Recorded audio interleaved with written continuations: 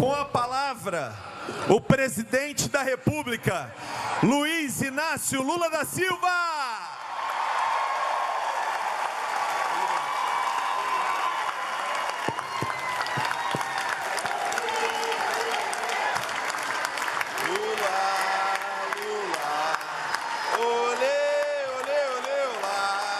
Eu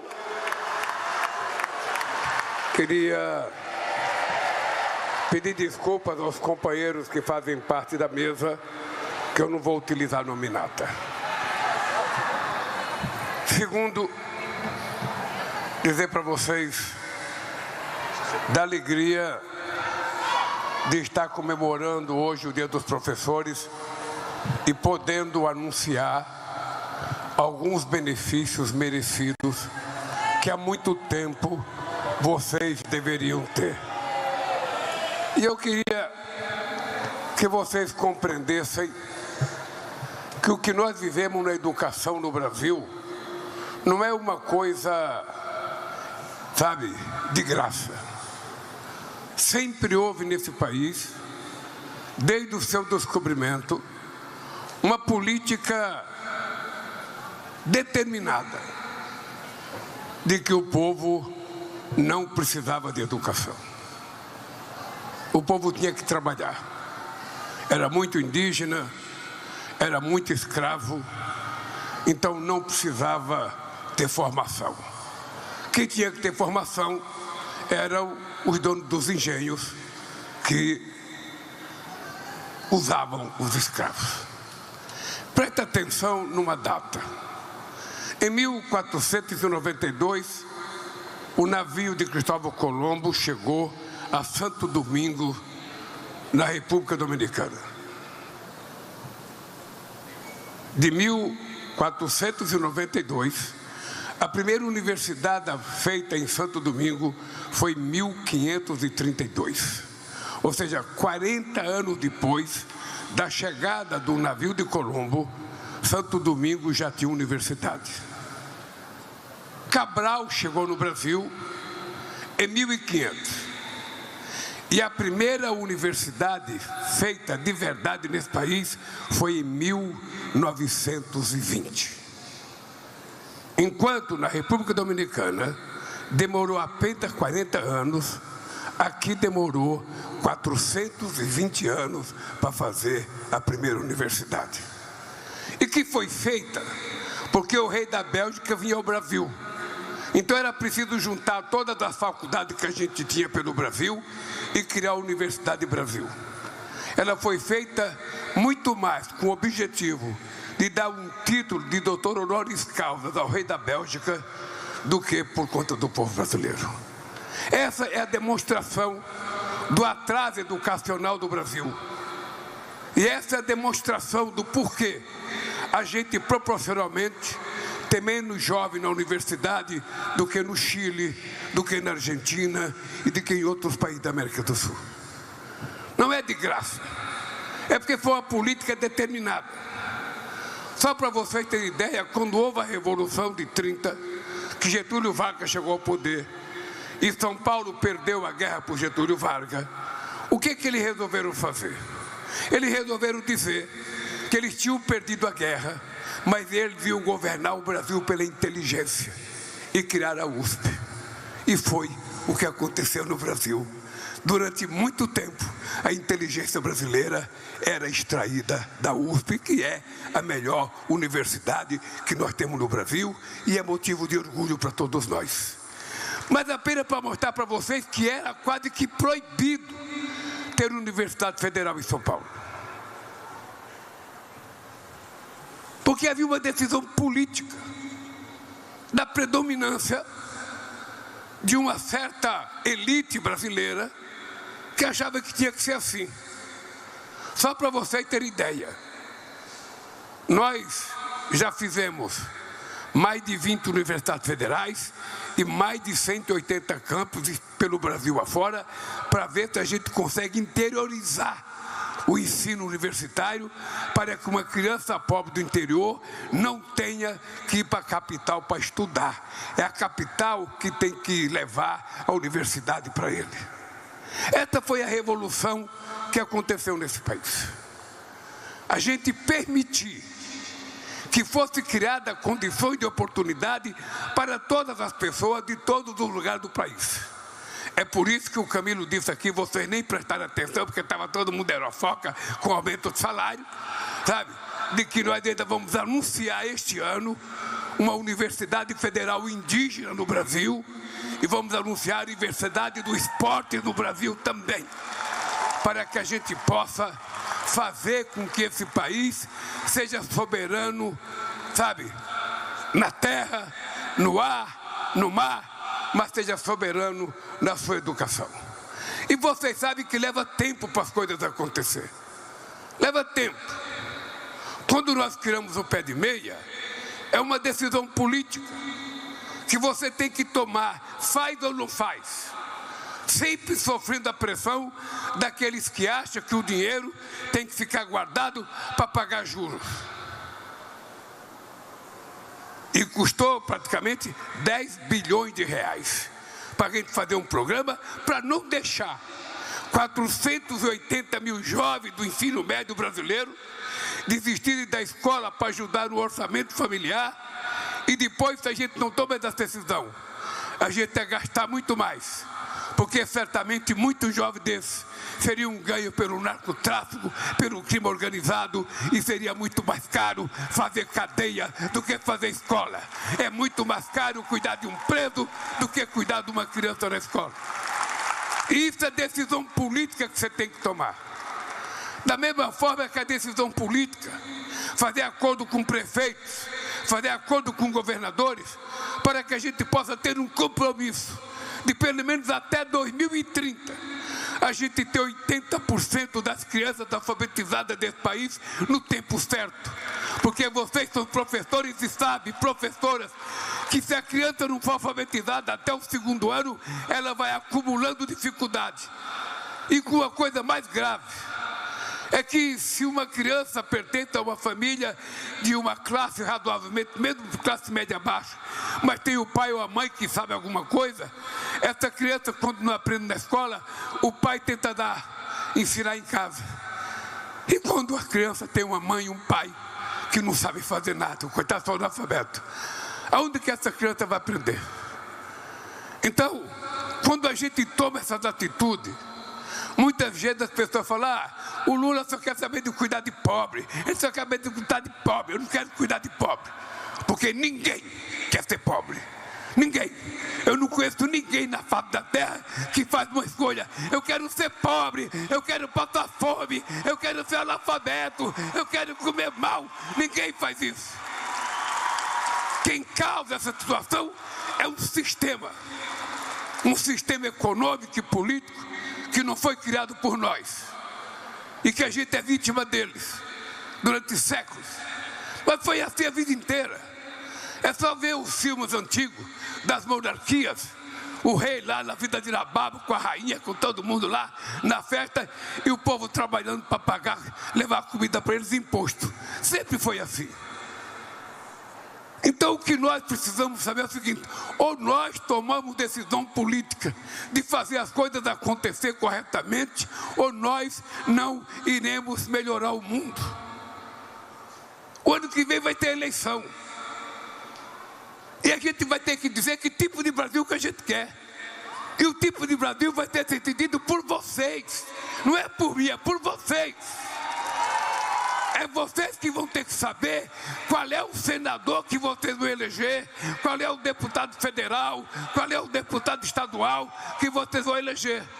Porque é isso que é a cara do Congresso Nacional. É o resultado da consciência política que vocês tiveram no dia das eleições. Depois não adianta reclamar. Se a gente quer fazer guerra contra um país, a gente não pode mandar um soldado que vai ficar do lado do país, do outro país. A gente vai ter que mandar um soldado que vai lá para derrotar o outro. A gente não coloca a raposa para tomar conta de galinheiro. A raposa vai comer a galinha. Então essas coisas que nós temos que levar em conta quando a gente analisa a nossa situação. Hoje, esse estado aqui, quantos governadores tiveram presos? Esse estado era para ser um estado rico. Esse estado era para ser um estado rico. Sabe? E não é. Porque normalmente as pessoas muitas vezes não acertam na escolha política. E aí, sabe qual é a desgraça de quem não gosta de política? É que é governado por quem gosta. E se quem gosta não pensa igual a vocês e é eleito, a gente sabe o que vai acontecer. Eu não consigo entender, Eduardo Paes, eu não consigo entender como é que esse estado, um estado altamente politizado, elege um cara para governador que era um juiz, um picareta, que ficou aí, não fez porra nenhuma, sabe? Se meteu na corrupção e foi eleito. Eleito em nome do quê? Eleito em nome de combater a corrupção. Que corrupção? Então, ou a gente começa a agir de forma mais coerente, e eu não quero mudar a cabeça de ninguém. Eu só quero dizer uma coisa para vocês. O dia que vocês acharem que o Lula não presta, que o Eduardo Paes não presta, que o vereador não presta, que o deputado não presta, é direito de vocês de achar. Mas pelo amor de Deus, quando vocês acharem tudo isso, ao invés de votar num cara pior do que nós, sejam vocês candidatos, que vocês são as pessoas boas que vocês têm dentro de vocês. Não é os governantes que erram, somos nós que erramos. Esse é um dado. Eu estou falando isso para vocês. Não estou com raiva não, estou falando com vocês, porque eu sou nesse público aqui, e nesse público aqui, eu sou o único que não tem o diploma universitário. Todos nós aqui. É um analfabeto falando com vocês. Eu tenho um curso primário e um curso do Senai. É o que eu tenho na vida. E a minha obsessão pela educação é porque eu não tive as coisas que eu acho que eu deveria ter. E hoje eu acho que os filhos do povo têm que ter aquilo que todo mundo tem direito de ter. Essa é a minha obsessão pela educação.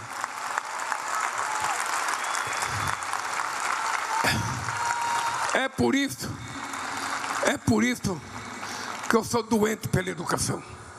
É porque eu quero que o filho de uma simples empregada doméstica possa disputar uma vaga na universidade ao lado do filho da patroa dela e que vença quem tem melhor condições, quem aprendeu mais, quem estudou mais. Eu não quero prejudicar ninguém. Eu apenas quero garantir que todos tenham a mesma oportunidade. É só isso. É ser ruim querer isso? Não, é só isso que eu quero. Que a gente garanta que todos tenham oportunidade. É pouco de querer que todo mundo tome café de manhã, que todo mundo almoce, que todo mundo janta, que todo mundo se vista bem. Hoje, quem é que não gosta de se vestir bem? Quem é que não gosta de ficar bonitão como eu estou agora aqui? Quem é que não gosta? Obrigado. Obrigado. Vocês têm o coração. Então, sabe, se criou nesse país a ideia que a gente tem que se conformar. Nós somos de segunda classe. Tem a turma de primeira classe e a turma da hiperclasse. E o povo que se ferre. É assim que é a cultura desse país. E só nós podemos mudá-la. Só nós. E quando eu pedi a minha carteirinha de professor, não é por causa que eu sou político, não. É porque eu nunca coloquei no meu currículo. Mas eu fui diretor do Centro Educacional Tiradentes, um curso de madureza que eu criei no sindicato, que tinha 1.900 alunos, e eu era o diretor. Eu não era um simples professor, eu era diretor. Tá? É chique. Mas aí, Sabe? Então, eu quero a minha carteirinha. Pode colocar os benefícios anulados, mas eu quero a minha carteirinha. Carteirinha escrito diretor. Bem, gente, eu queria, sinceramente, dizer para vocês que é muito gratificante a gente perceber que a gente ainda está longe de chegar no ideal. Mas a gente está no caminho certo. Eu pedi para o Camilo ler tudo que a gente já fez na educação. Porque o nosso governo está vivendo um problema de exagero. Eu vou ver se vocês compreendem. Imagina vocês chegar numa casa de uma criança rica, e na casa de vocês, e você ter lá no sofá 2 brinquedinhos do seu filho, aquele brinquedinho bem michuruco. A criança rica não vai dar nem bola, porque ela já tem mais do que aquilo. Mas chega uma criança pobre na casa de um rico e veja aquele monte de brinquedo. A nossa criança vai se esguelar de brincar naqueles brinquedos, porque nunca teve. A mesma coisa vale para o nosso governo. Ou seja, quando você vai comer num bar, vocês comem bar, vocês comem num comercial. O que a gente elogia no comercial? Todo comercial é igual: feijão, arroz, às vezes uma batatinha e um bife acebolado. Um bife daquele bem batido com martelo de carne, que o bicho é pequeno, mas ele esnaguece, fica grande e fino. Sabe? Todo mundo sabe o que é. Então, quando a gente vai comer o comercial, só tem aquilo, todo mundo comeu igual, e todo mundo fala: nossa, que comercial bom. Agora, se você vai analisar o nosso governo, eu duvido, Camilo, que o governo saiba o que nós já fizemos na educação. Eu duvido que na reunião ministerial você pergunta o seguinte: eu quero que os ministros digam o que foi feito na educação. Nós não sabemos, nem vocês sabem. Vocês não sabem tudo que foi feito na educação desse país. Por isso que eu pedi para o Camilo: diga, porque se a gente não disser, os adversários vão dizer o contrário. E a gente vai ter que dizer, porque esse ano foi o ano da colheita, e o ano que vem é o ano da verdade. Quem quiser mentir, vá para a casa do chapéu, porque a gente não vai permitir a volta de mentiroso nesse país. Chega de cidadão ir para os Estados Unidos tentar inflar os americanos contra nós. E tem alguém da família que é candidata a senador aqui. Eu quero saber qual é o grau de consciência que nós temos para mudar esse país ou não. Porque depende da nossa atitude. E ela não passa só pela educação. A educação é o começo. A educação é aquele caminho que a gente aponta e vê uma luz no fim do túnel. Mas também não é só a educação que politiza. Porque está cheio de gente muito atrasada ideologicamente nas universidades brasileiras e nas escolas. Nós sabemos como é que é. Então, companheiros, eu quero fazer um apelo para vocês. Da parte do nosso governo, não faltará atitude para tentar melhorar a educação desse país. Eu, por Deus do céu, eu acordo todo dia querendo que esse país nunca mais tenha um presidente da República que não tenha diploma universitário. Eu quero que tenha muitos diplomas universitários, mas coloque o seu conhecimento a serviço do povo e não a serviço de bens pessoais. É isso que nós precisamos. E é por isso que eu vou continuar a minha trincheira. Eu quero dizer para Camilo, quando eu chamei o Camilo para ser ministro, eu falei: Camilo, o Haddad foi o meu melhor ministro da educação. Então você vai ter a tarefa de ser melhor do que o Haddad. Ele sabe que eu falei isso para ele na frente do Haddad. E ele está sendo um extraordinário ministro, porque ele foi, como governador, a melhor educação de todos os 27 estados da federação. Só para vocês terem ideia, antes de eu criar as Olimpíadas da Matemática na escola pública, o estado que tinha mais aluno na Olimpíada da Matemática era o Ceará, mas era aluno de escola privada. E hoje, quando vai fazer um teste, um concurso para entrar no ITA, em São Paulo, no Instituto Tecnológico de Aeronáutica, 40% dos alunos são do Ceará. E para reconhecer o Ceará, nós levamos um ITA para Fortaleza. Da mesma forma que trouxemos uma faculdade de matemática para o Rio de Janeiro.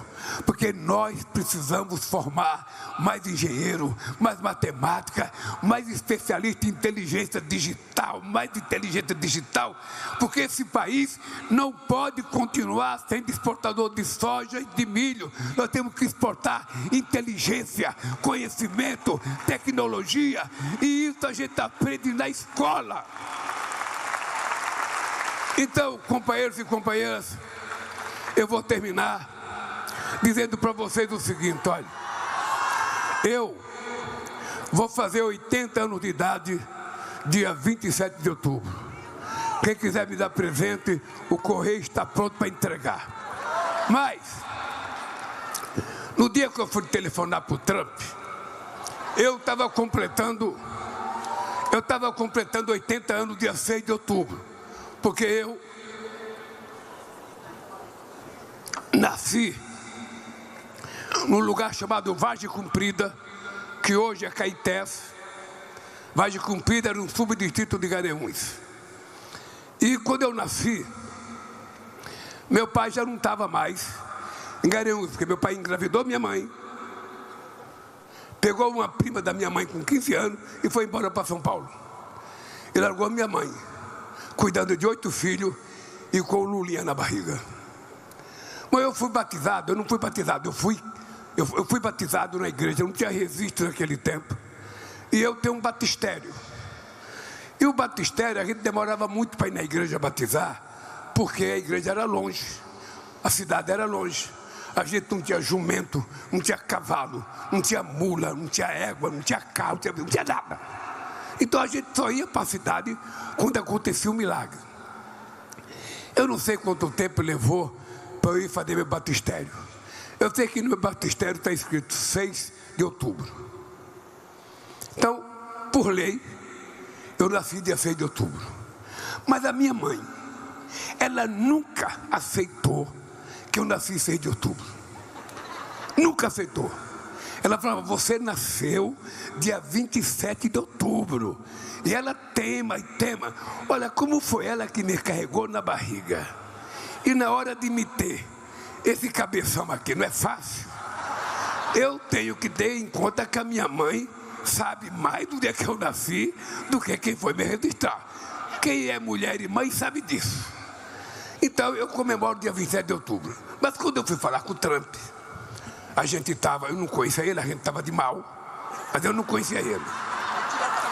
E tinha gerado uma química na ONU, em 29 segundos, sabe?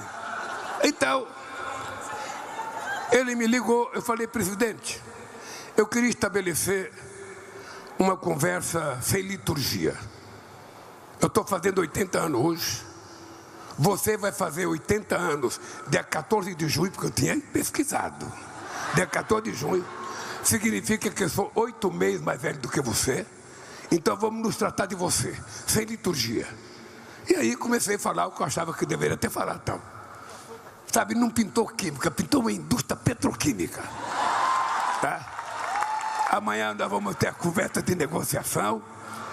E eu estou dizendo isso para vocês porque a nossa relação, a relação humana, ela é química. Nenhuma mulher casa com um homem porque é o mais bonito. Nenhum homem casa com a mulher porque é bonito. Não é a beleza que faz a gente escolher quem que a gente quer ser. Tem uma química na nossa relação. Tem uma química. E eu sei que a nossa relação, 80% é razão, 20%, 80% é química. Se der química, a gente se dá bem. E eu tenho uma química com vocês e com a educação. Eu tenho uma química com vocês e com a educação.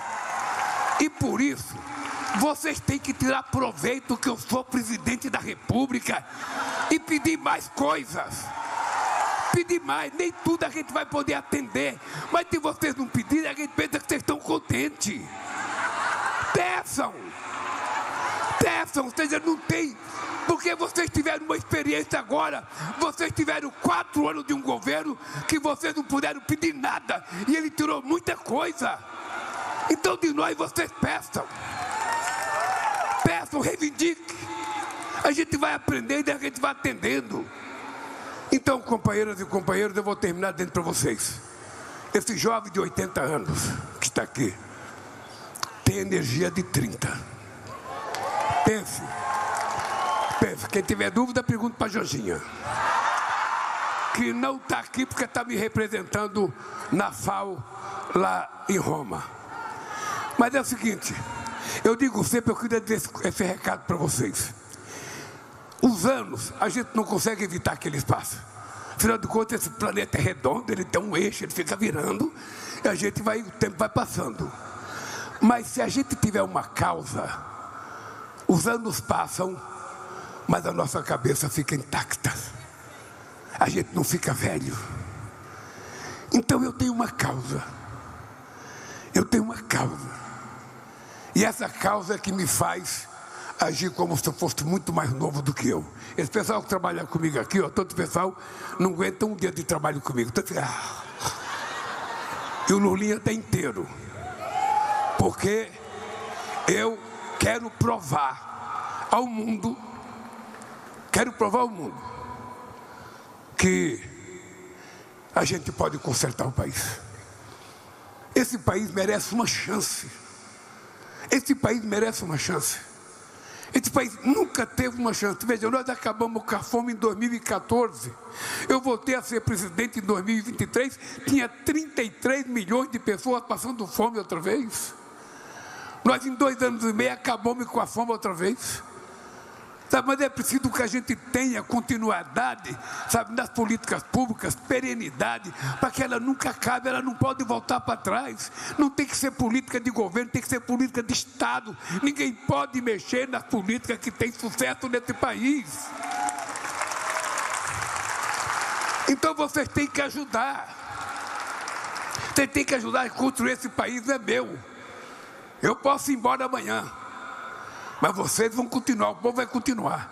Então, gente, deixa eu terminar dentro para vocês uma coisa de coração. Vamos construir esse país de verdade. Vamos construir. O ano que vem tem eleição. Eleição não é brincadeira. A gente não vota porque recebe um papelzinho na porta da escola.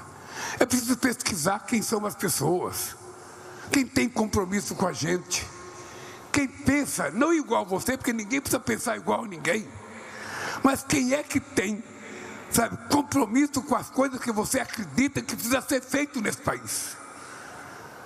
É assim que a gente escolhe. Não é o mais bonito, o mais alto, o mais negro, o mais baixo, o mais branco. Não é assim. É pelo que a pessoa pensa e pelo histórico das pessoas.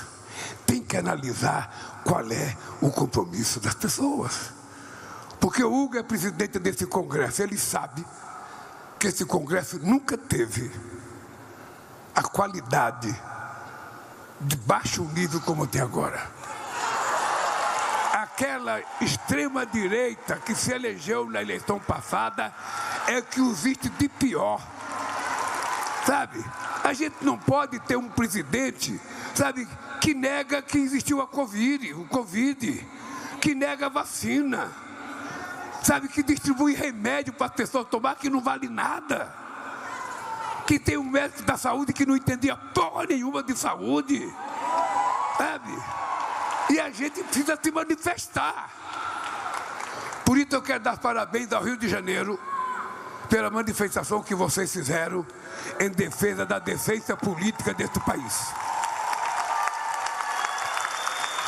Só vocês podem consertar esse país. E quero que você saiba que eu estou nessa.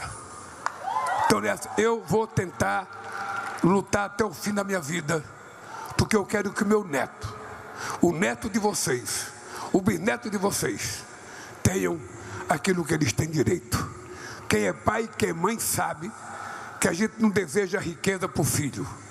A gente sonha que o filho da gente tenha uma boa educação, uma boa formação profissional, para ele viver independente a vida inteira.